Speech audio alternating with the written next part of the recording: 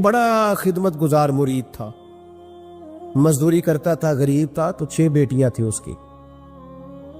حضرت صاحب کے پاس روز آ کے کہتا حضور بچیوں کے لیے دعا کرے، اللہ کوئی اسباب پیدا کر دے، ایک بچی کی شادی کا خرچہ 1000 دینار ہے اور میں غریب ہوں۔ حضرت صاحب دعا کر دیتے۔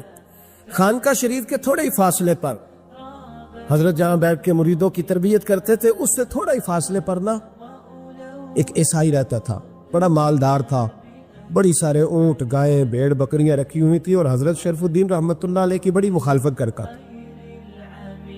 اور یہ جو آپ کا غریب مرید تھا، یہ اس کا پڑوسی تھا۔ ایک دن بلا کے نا ان کو کہنے لگا کہ تو کدھر جا کے جو ہے وہ ٹکرے مار رہا ہے، وہاں سے کچھ نہیں ملنے والا، وہ تجھے کیا دیں گے جن کی خانقاہ خود چندے پہ چلتی ہے، مدرسہ چندے پہ چلتا ہے، مسجد چندے پہ چلتی ہے، تیری بیٹی کا معاملہ کہاں حل ہوگا؟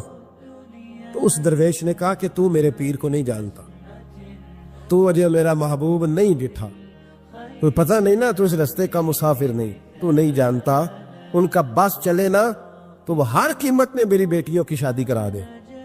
اب وہ عیسائی تھا، کہنے لگا اچھا چلو ٹھیک ہے، اگر اتنی بات ہے نا تو جاؤ ان سے جا کے کہہ دو کہ 6 سال کے لیے میرے ساتھ معاہدہ کر لیں اور میرے جانوروں کو چارہ ڈال دیا کرے، 6 سال ڈیوٹی کرے، میں 6000 دینار دے دیتا ہوں۔ وہ میرے ساتھ 6 سال میرے جانوروں کو چارہ ڈالے رکھتے ہیں نا، اب چارہ ڈالنے کے لیے ایڈوانس پیسے دے کے، اب تو لوگ انہیں بھی غلام ہی بنا لیتے ہیں، بڑی تھوڑی تنخواہ دیتے ہیں، ظلم کرتے ہیں، پورا معاوضہ نہیں دیتے۔ حضرت شیخ شرف الدین کے بارے میں وہ کہنے لگا جو اپنے پیر سے جا کے کہہ کہ میرے جانوروں کو 6 سال چارہ ڈالے، میں 6000 دے دیتا ہوں، تو جو کہتا ہے ہر قیمت پہ جانے کو تیار ہے۔ اس نے جب یہ بات کی تو مرید نے ناراض ہو گیا، وہ لڑائی ہو گئی، گریبان پکڑ لیا، جھگڑا ہوا، بات بڑی دور گئی۔ اس طرح کی بات کرتا میرے حضرت کے بارے میں، تیرے جیسے کئی میں وہاں کام پہ رکھا دوں۔ جب وہ بڑی بحث ہوئی، بات محلے میں، علاقے میں پھیل گئی، دنیا نے سن لی، تو شیخ شرف الدین تک بھی پہنچ گئی۔ اس طرح جھگڑا ہوا ہے، لوگ سو گئے عشاء کی نماز کے بعد۔ حضرت صاحب نے نا سر پہ کپڑا لیا، اس عیسائی کے دروازے پہ دستک دی، وہ باہر آیا، فرمانے لگے لوگ تو سوچ سمجھ کے ملازم رکھتے ہیں، تو نے بھی تو سوچ ہی لیا ہوگا، تبھی تو مجھے آفر کی ہے، تو اپنی آفر پہ قائم ہے، واقعی مجھے رکھ لے گا اور 6000 دینار دے دے گا؟ کہنے لگا جا بابا کام کر اپنا۔ فرمایا نہیں، تو نے اتنے لوگوں میں بات کی، اتنی بحث ہوئی، تو قائم ہے؟ کہنے لگا میں تو قائم ہوں، پر آپ نے نہیں قائم رہنا۔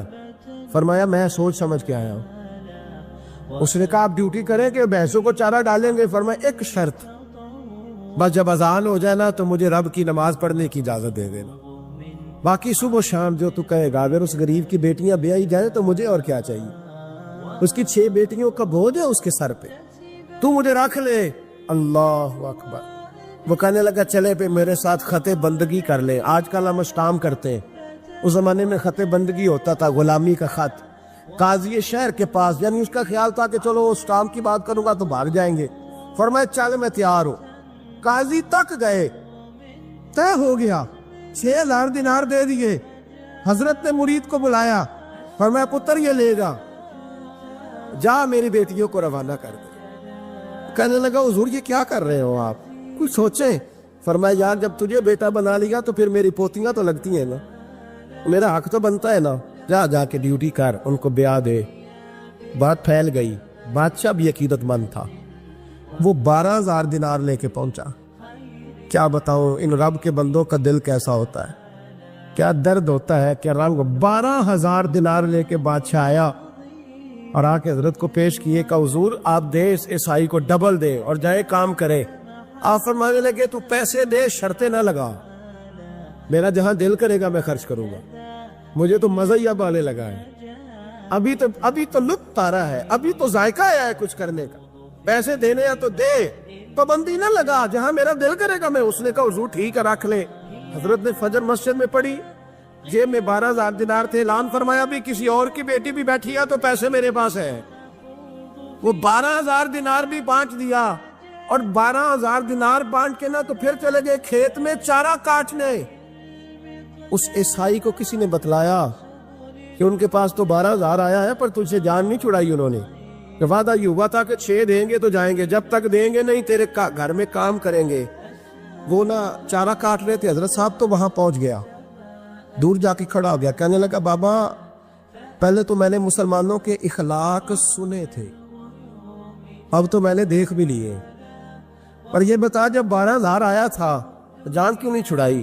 تو حضرت چارہ کاٹتے کاٹتے رو پڑے، فرمانے لگے تو نہیں نہ جانتا یہ بیٹیاں سانجی ہوتی ہیں، پتہ نہیں نا، میرے رسول پاک نے تو حاتم تائی کی بیٹی کے سر پہ کپڑا رکھ کے کہا تھا بیٹیاں برابر ہوتی ہیں، تو یہ نہیں پتا جب اس کی 6 بیٹیوں کی شادی ہوئی ہے اور میرے اندر روحانیت کتنی بڑی ہے۔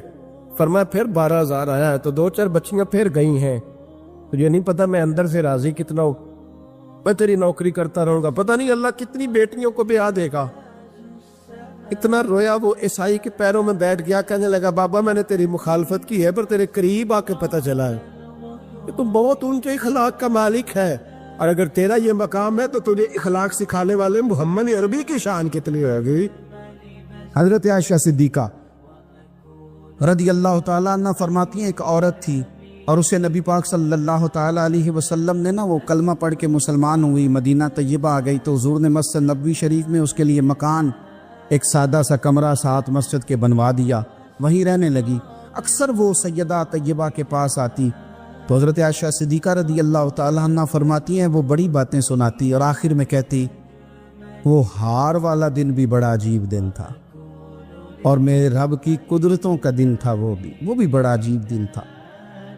سیدہ عائشہ صدیقہ رضی اللہ تعالیٰ عنہ ایک دن فرمانے لگی کہ تو ہار والے دن کا بڑا ذکر کرتی ہے، وہ کیا دن تھا؟ تو خاتون کہنے لگی اماں جی وہ دن تھا جب میرے رب پر بھروسہ اور مضبوط ہو گیا، جس دن میرا اپنے رب پر توکل اور بڑھا، میرے ایمان میں یقین میں اور پختگی آئی۔ کہنے لگی میں ایک گھر کی کنیز تھی، نوکرانی تھی، اس گھر میں ایک بچی تھی جس کے پاس سونے چاندی ہیرے جواہرات کا ہار تھا۔ اس زمانے میں نا چمڑے کے اوپر لوگ ہیرے جواہرات لگاتے تھے، کئی دفعہ سرخ رنگ کے چمڑے پہ لگائے جاتے تھے، وہ بچی پہنتی تھی تو کہتی ہیں وہ بچی کے اس نے اتار کے رکھا یا اس سے گرا وہ ہار تو چیل اسے اٹھا کے لے گئی گوشت سمجھ کے اور میرے سامنے اٹھا کے لے گئی۔ گھر والوں نے مجھ سے پوچھا، یہ بخاری میں موجود ہے، گھر والوں نے پوچھا مجھ سے کہ وہ ہار کہاں ہے تو میں نے کہا چیل اٹھا کے لے گئی۔ گھر میں کچھ چوری ہو جائے تو سب سے پہلا الزام کس پہ لگتا ہے؟ ملازمین پہ۔ کہتے انہوں نے مجھے بڑا مارا، بڑی تکلیف تھی، حتیٰ کہ میری شرمگاہ تک کی تلاشی، میری عزت اتنی خراب کی میں بتا نہیں سکتی۔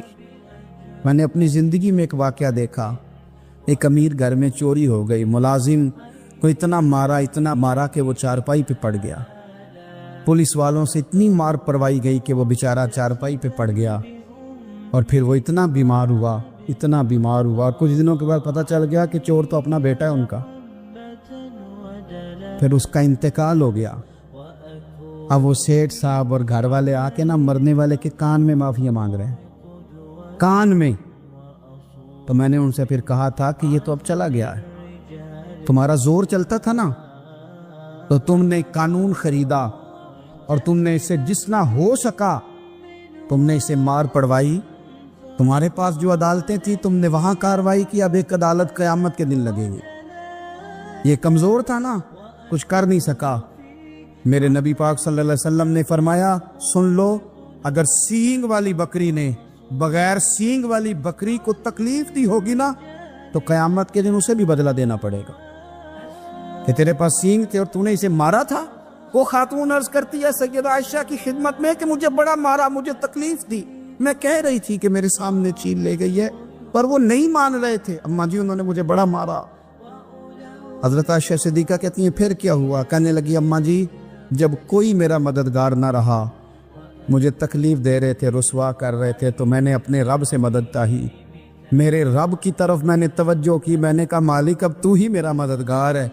کہتی ہے وہ مجھے مار رہے تھے تو وہ چیل جو ہار لے گئی تھی وہی لے کے واپس آ گئی، اور ہمارے سروں کے قریب لا کے اس نے جب اس ہار کو پھینکا وہ مجھے چھوڑ کے سائیڈ پہ ہوئے، وہ میری بے گناہی جان گئے، لیکن آپ کو بتاؤں اس دن سے میرا اپنے رب پر یقین اور بڑھ گیا۔ مجھے سمجھ آ گئی کہ جب انسان پورا ٹوٹ جاتا ہے اور جب کوئی چاروں جانب اس کا مددگار نہیں ہوتا تو رب تو ہوتا ہے نا، اللہ تو اس کا مددگار ہوتا ہے نا، وہ تو پھر اپنے اس بندے کی مدد کرتا ہے نا، پھر وہ تو توانائی دیتا ہے نا، وہ تنہا نہیں چھوڑتا، وہ تو آنسوؤں والوں کے آنسوؤں پہ بڑا کرم فرماتا ہے، وہ تو قسم پرسی میں آ جاتا ہے، اس کی رحمت بڑھ کے استقبال کر لیتے۔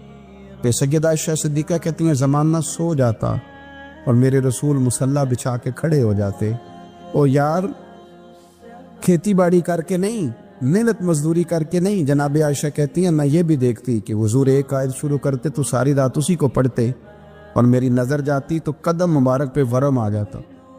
یار نماز پڑھ کے اتنی مشقت کر کے اتنی جد و جہد کر کے ورم آ گیا، یا رسول اللہ اتنی محنت کیوں کرتے ہو؟ فرمایا افلا اکون عبدا شکورا، کیا میں اپنے رب کا شکر گزار بندہ نہ بنوں؟ صحابہ کا ذوق عبادتوں کا، ریاضتوں کا، تلاوتوں کا، طبیعت ہے ان کی، وہ ایک دوسرے کو، حضرت مولا علی شیر خدا کرم اللہ تعالی وجہہ الکریم کے زمانے میں روم کے بادشاہ نے کہا یار یہ مسلمانوں کا پتہ تو کرو، یہ آخر کیوں اتنے زیادہ مجاہد ہیں؟ اس زمانے میں جاسوس بھیجنے کا مزاج تھا، اب تو جاسوس پکڑا جاتا ہے، اب تو جاسوس اور جاسوسی کا شوق ویسے آج بھی ہے۔ عرض کروں تھوڑی سی بات اس عنوان سے، پتہ کیا ہمارا مسئلہ ہے؟ ہم جہاں جاتے ہیں نا وہاں تھوڑی خوشبو سونگنے کی کوشش کرتے ہیں، وہ کیا ہے تو یہ کیا ہے تو ادھر کیا ہے تو تھوڑا سا۔ نبی پاک علیہ السلام نے فرمایا جاسوسی نہ کرنا ورنہ تم بندوں کو خراب کر دو گے، اور فرمایا اس طرح نہ ہو کہ تم کسی کے اب کھول نہ نکلو تو تمہارے پہلے کھول جائیں۔ یہ جو ذوق ہے نا یہ ختم کریں، چھوڑیں، مطلب آپ کس چکر میں پڑے ہوئے ہیں؟ اتنی زیادہ توجہ کرنے کی کیا ضرورت؟ نے کام سے کام رکھیں، اس میں بندہ تھوڑا سا نا آسان رہتا ہے۔ یہ جو بہت زیادہ ٹٹولنے والے لوگ ہوتے ہیں نا وہ بےچارے پھر عمر ٹٹولتے ہی گزار دیتے ہیں، اس لیے کہ مزاج ہی بہت پکا ہے، بوری کا منہ کھول کے اندر تک ہاتھ ڈالنا، تو پھر کئی دفعہ سامنے سے بچھو بھی لڑ جاتا ہے، خرابی ہوتی ہے۔ تو جاسوسی کی جاتی تھی، اس نے بھی جاسوس بھیجے کیونکہ قبیلوں کے لوگ تھے، کچھ مسلم کچھ کافر، پہچانے نہیں جاتے تھے لوگ، تو کچھ لوگ اس نے بھیجے، انہوں نے آ کے نا تحقیق کی، ریسرچ کری کہ آخر ماجرا کیا ہے، تو واپس جا کے انہوں نے رپورٹ دی نا روم کے بادشاہ کو۔ اس رپورٹ کا ایک جملہ بڑا شاندار ہے، وہ کہنے لگا بادشاہ ہمیں مسلمانوں کی کوئی سمجھ نہیں آئی، ہمیں کوئی سمجھ نہیں آئی۔ انہوں نے کہا بھائی کیوں نہیں سمجھ آئی؟ کہنے لگے یار عجیب بندے ہیں، جب رات مسلح پہ بیٹھتے ہیں تو یوں لگتا ہے ان کا دنیا سے رشتہ ہی کوئی نہیں، کوئی کسی کو نہیں جانتا، کوئی اپنے دکھ سنا کے رو رہا ہے، وہ اپنی بات کر کے رو رہا ہے، لگتا ہے کہ ان کا کوئی رشتہ ہے ہی نہیں جب مسلح پہ بیٹھتے ہیں۔ اور فرمایا جب سویرے یہ جہاد کرنے نکلتے ہیں تو لگتا ہے ان سے زیادہ دلیر ہی کوئی نہیں۔ حالانکہ جو مسلحوں پہ رونے دھونے کے لوگ ہوتے ہیں وہ کئی دفعہ جہاد میں کام نہیں کرتے، لیکن عجیب لوگ ہیں کہ رات کے راہب ہیں، دن کے مجاہد ہیں، کوئی سمجھ نہیں آتی۔ میرے عزیز ان لوگوں نے مسلح آباد کر کے رکھا، تلاوتیں ان کا ذوق رہی، منظر روز پڑھنا، اسباق پڑھنا، وظائف پڑھنا، یہ ان کا ذوق رہا۔ اعلیٰ حضرت بریلوی رحمت اللہ نے 1000 کتاب لکھی ہے، لیکن الوظیفۃ الکریمہ کے نام سے جو وہ صبح و شام وظائف پڑھتے تھے وہ الگ انہوں نے ان کو بیان کیا، پابندی کے ساتھ اپنی اللہ اللہ کرتے۔ شیخ شہاب الدین سہروردی رحمت اللہ علیہ اس پر ایک بندے نے اعتراض کیا، اس نے کہا جی آپ کس قسم کے صوفی ہیں، مرید بیٹھے ہیں اور آپ وہاں نفل پڑھ رہے ہیں؟ یہ بڑا مسئلہ ہوتا ہے نا، جو بندہ ملنے آتا ہے وہ اپنے ٹائم کے حساب سے آتا ہے، اور پھر اس کا یہ بھی خیال ہوتا ہے کہ پیر صاحب جو ہیں وہ چونکہ درویش ہیں تو نہ انہیں روٹی کھانی چاہیے نہ سونا چاہیے، چونکہ وہ درویش ہیں، اور ہم چونکہ درویشوں کے ماننے والے ہیں لہذا ہمارا یہ طریقہ ہونا چاہیے کہ جیسے ہم کہیں درویش ویسے ہی کر جائے۔ حالانکہ اس کو آپ درویش کہیں گے، آپ اس کی مانیں گے، آپ منوائیں گے نہیں، ہمارا مزاج ہوتا ہے۔ شیخ شہاب الدین پر لوگوں نے اعتراض کی، حضور لوگ ملنے آئے ہیں، زیارت کرنے آئے ہیں، بندے دعا کرانے آئے ہیں، اللہ اللہ کرانے آئے اور آپ نفل پڑھ رہے ہیں، کیا جملہ ہے، کیا حسن ہے، کیا خوبصورتی ہے۔ فرمانے لگے رب رسول سے مانگنے کے لیے مصلی بچھایا ہے، اگر وہاں سے مانگوں گا نہیں تو تمہیں دوں گا کیا؟ پہلے مجھے کچھ لے تو لینے دو، اگر میرے پلے کچھ ہے ہوگی تو آگے دوں گا نا، تو میں مانگنے گیا تھا کہ یا اللہ دے تیرے بندے لینے آئے ہیں، دے تو میں کچھ لوں گا تو آگے دوں گا نا۔ لیکن ہمارا یہ سٹیٹس، یہ مزاج، یہ شعور نہیں ہے۔ کپیں، کہانیاں، داستانیں، گفتگو، خطابت، واز، کیا بات، لیکن اگر کچھ کرنے کا کام ہو تو وہ نہیں ہم سے ہوتا۔ میرے نبی کریم علیہ الصلوۃ والسلام نے مصلی سے دل لگانے کا درس دیا، حضور نے توجہ دلائی، صحابہ اس ذوق کے حامل لوگ تھے، وہ کوشش کرتے تھے جناب صدیق اکبر رضی اللہ تعالیٰ عنہ کا عبادت کا مزاج ہمیشہ قائم رہا۔ حضرت عمر فاروق ساری رات اللہ کے حضور کھڑے رہے۔ حضرت عثمان غنی رضی اللہ تعالیٰ عنہ عشاء کی نماز پڑھ کے 2 رکعتوں کی نیت باندھتے تھے، 15 سپارے پہلی رکعت میں پڑھ دیتے اور 15 سپارے قرآن مجید کے دوسری رکعت میں پڑھ دیتے تھے۔ آپ نے نا حضرت عمر فاروق کے وصال کے بعد ان کی ایک بیوہ سے نکاح کیا، حضرت عثمان غنی نے نکاح کیا۔ وہ خاتون آپ کے نکاح میں آئیں تو عرض کرنے لگی امیر المومنین میرے لیے اعزاز تو بہت ہے کہ میں امیر المومنین کی بیوہ تھی تو امیر المومنین کی منکوحہ ہو گئی ہوں، لیکن حضور نہ تو میں جوان ہوں کہ میرے اندر رغبت ہوتی اور نہ میں اب اس قابل ہوں کہ کوئی خدمت کر سکوں، میرے ساتھ نکاح کی وجہ کیا بنی؟ تو عثمان غنی رو پڑے، فرمانے لگے میں نے عمر فاروق کو مسجد میں اپنے رب سے ڈرتے ہوئے دیکھا، میں نے اسے روتے ہوئے دیکھا ہے، عدل کرتے دیکھا ہے، انصاف کرتے دیکھا ہے، امت کی خیر خواہی کرتے دیکھا۔ تمہارے ساتھ نکاح اس لیے کیا ہے کہ تم مجھے یہ بتاؤ کہ عمر فاروق گھر کے اندر اپنے رب کو کیسے راضی کرتے، گھر کے اندر کیسے راضی کرتے تھے، وہ طریقے بتلاؤ، تم بتاتی جانا اور میں بھی اسی طرح گھر میں عبادت کروں۔ میرے رسول کریم علیہ الصلوۃ والسلام نے ارشاد فرمایا، حضور فرمانے لگے جس گھر میں اللہ کا ذکر ہوتا ہے وہ گھر زندوں کا ہے، اور جس گھر میں رب کریم کا ذکر نہیں ہوتا وہ گھر زندوں کا نہیں ہے۔ گھر نا ہم نا کتابوں میں پڑھتے ہیں کہ ایک بزرگ کہتے ہیں، حضرت فضیل بن ایاز کہتے ہیں کہ میں ایک گلی سے گزر رہا تھا تو گھر کے اندر کسی قاری سامنے قرآن کی آیت پڑھ دی، ولی من خاف مقام ربہ جنتان، میں تو میرے کانوں سے ٹکرائی تو اللہ نے میری کایا ہی پلٹ دی، میں توبہ کر گیا۔ اب گھر کے اندر سے آواز آئے تو صحیح نہ تلاوت کی، پھر اندر سے آواز آتی نہیں، یا ڈیک بجنے کی آواز آتی ہے، یا ٹی وی چلنے کی آواز آتی ہے، یا دھوم مچانے کی آواز آتی۔ عبادت کا وہ جو خاص شوق تھا، وہ جو حسن تھا، وہ جو توانائی تھی، وہ جو بات تھی۔ ایک جگہ پہ ہم بیٹھے تھے تو وہاں ایک صاحب آئے اور انہوں نے آتے ہی کہا کہ مہربانی کریں ذرا مجھے مصلی دے دیں، میرے نہ کچھ نفل رہ گئے۔ تو میں نے وضو کر لیا تو کوئی مصلی مل جائے، مصلی انہیں دے دیا گیا، وہ مصلی لے کے چلے گئے تو پیچھے ایک صاحب نے تبصرہ کیا، کہنے کتنا ریاکار بندہ ہے، لوگوں کو دکھا رہا ہے کہ میں نفل پڑھتا ہوں، ہے کوئی بات کرنے والی؟ میں نے اسے کہا، میں نے کہا تو مہربانی کرنا اس طرح کی ریاکاری تو بھی کر، پکڑ مصلی اور جا تو بھی تھوڑی ریاکاری کر کے آ، اٹھ ذرا شکر کر، کوئی یہ ریاکار بھی ملا ہے، کوئی نفل پڑھ کے ریاکاری کر رہا ہے۔ اللہ کا میں کہتا ہوں کو پڑھے تو صحیح نہیں، یہ کوئی دور ہے نفل پڑھنے کا، اس میں تو لوگوں کا مزاج ہی نہیں، طبیعت ہی نہیں۔ میں نے کہا چل مہربانی کر، یہ لے مصلی اور تو بھی جا تھوڑی سی یا کاریا ریاکاری کرو تو صحیح نا، مزاج ہی نہیں، ذوق۔ جمعے کی نماز پڑھ کے یوں دنیا بھاگتی ہے، او ہو پتہ نہیں کون سی پیچھے آگ تھی جو بجھائی جائے گی، اور آج تک لوگ مسئلہ پوچھ رہے ہیں کہ جمعے کی بعد والی سنتیں کتنی ہوتی ہیں۔ میں نے کہا کتنے سال ہو گئے جمعہ پڑھتے، کتنے سال ہو گئے، ابھی تک سنتوں کا نہیں پتہ، ابھی تک نہیں علم کے پہلے کتنی رکھتے ہیں اور بعد میں کتنی رکھتے ہیں۔ فجر کی سنتیں کب پڑھنی چاہیے، سنو فجر کی سنتوں کے بارے میں۔ میرے رسول کریم سید عالم صلی اللہ تعالی علیہ وسلم سے ایک صحابی نے پوچھا تھا، حضور میری فجر کی سنتیں رہ گئیں یا رہ جاتی ہیں تو حکم کیا ہے، کیا انداز ہے حضور کا؟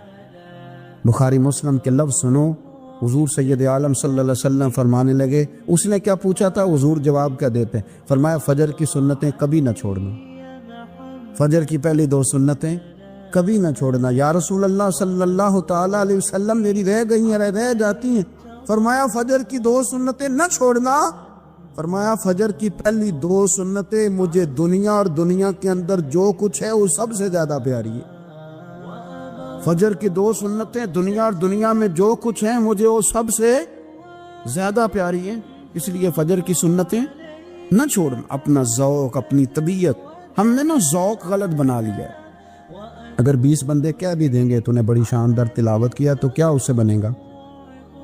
100 بندہ کہہ بھی دے تیری کیا بات ہے، کیا بات ہے نعت خاں کی، کیا بات ہے علامہ صاحب کی، پیر صاحب کی، پیر مہر علی شاہ صاحب رحمت اللہ علیہ، آپ تشریف فرما تھے تو آپ کے ایک ہی بیٹے بابو جی جن کو کہا جاتا ہے، جس دن صاحبزادے پیدا ہوئے تو خادم نہ وہاں سے نکلا۔ ان لوگوں کے شوق اور طرح کے تھے نا، تو ان کی توجہ بھی اپنے شوق کی طرف رہتی، تو خادم نکلا اندر سے، پیر صاحب مبارک ہو، پیر صاحب مبارک ہو، پیر صاحب مبارک ہو، پیر صاحب مبارک ہو، شور کر رہا ہے۔ تو پیر صاحب کو وجد ہو گیا، اللہ اکبر اللہ اکبر اللہ، وہ کیا ہوا، کس بات کی مبارک دے رہے ہو؟ عرض کی حضور اللہ نے بیٹا دیا۔ تو آپ فرمانے لگے اچھا حضور آپ کیا ہوا، آپ تو پریشان ہو گئے۔ فرمانے لگے جب تو نے 3 دفعہ کہا نا میرے علی کو مبارک ہو، تو میں سمجھا تھا شاید تجھے کسی نے بتا دیا ہے کہ مہر علی سے اللہ راضی ہوگی۔ میں سمجھا تھا کہ شاید تو یہ خبر لے کے آیا ہے کہ کسی نے بتایا ہے کہ مجھے آج خبر ملی ہے کہ مہر علی سے رب اچھا پتر ہوا ہے، الحمدللہ اللہ کا شکر ہے، پر میرے لیے مبارک کا دن وہ ہوگا جب میرا رب کہے گا کہ میں مہر علی سے راضی ہوں، میرے محبوب کہیں گے کہ میں مہر علی سے۔ آپ بات کو سمجھیں، شوق ہی کسی اور طرف تھا، دل ہی کہیں اور لگا ہوا تھا، طبیعت ہی کہیں اور مائل تھی۔ کوئی وظیفہ پوچھتے تھے تو پڑھتے تھے وہ لوگ، کچھ اللہ اللہ انہیں بتائی جاتی تھی تو کرنے کا ذوق رکھتے تھے، طبیعت تھی، قائل تھے۔ حضرت ربیع کہتے ہیں میں بڑی دور سے سفر کر کے گیا حضرت اویس کرنی سے ملنے، بڑی دور سے، اور جب میں پہنچا تو فجر کا وقت تھا، تو حضرت اویس کرنی کو میں نے پا لیا، تو وہ نماز پڑھ کے نا قرآن شریف لے کے بیٹھ گئے۔ فرماتے اشراق چاشت کا وقت ہوا تو نفلوں کی نیت باندھ لی۔ محدث ابن الجوزی نے لکھا ہے، فرماتے ہیں پھر جب زوال کا وقت ہوا تو مسجد میں جھاڑو دینے لگ گئے۔ زور کی نماز پڑھ کے تو عصر کی تیاری تک وہ مسجد میں بیٹھے رہے، اور میرے نبی پاک علیہ السلام نے فرمایا جو نماز کے انتظار میں بیٹھا ہو وہ نماز ہی میں ہے، وہ نماز ہی میں ہے۔ فرمایا میری دنیا میری امت کی جو رہبانیت ہے نا وہ اتنی ہے کہ نماز کا انتظار کرے، اذان کے بعد نماز کا یہ راہب ہے، یہ اس وقت چھوڑ کے بیٹھے ہیں سارا کچھ۔ فرماتے ہیں عصر تک انہوں نے اللہ اللہ کی، پھر مغرب تک کی، عشاء کی نماز ہوئی تو نماز پڑھی تو وہ تھک گئے۔ اب مجھے وہ فارغ ہوا مصلی چھوڑے تو میں ملاقات کروں نا، کہ آپ حیران نہ ہو کہ اتنی دیر بندہ کیسے اللہ اللہ کر، ہم نے کی نہیں نا اس لیے ہم پریشان ہیں۔ جو عادی ہوتے ہیں وہ کر بھی لیتے ہیں، وہ یہ کام، میری بات کی سمجھ آ رہی ہے؟ جب جاتے ہو کسی دفتر میں تو 8 گھنٹے کھڑے رہ لیتے ہو نا، مجبوری ہوتی ہے تو کھڑے رہا جا سکتا ہے۔ پاسپورٹ کے دفتر بولیے، امیگریشن کی لائنوں میں، اور میں نے تو ایمبیسیوں میں بندے 12 گھنٹے پہلے جا کے کھڑے دیکھے، رہ لیتے ہیں کھڑے۔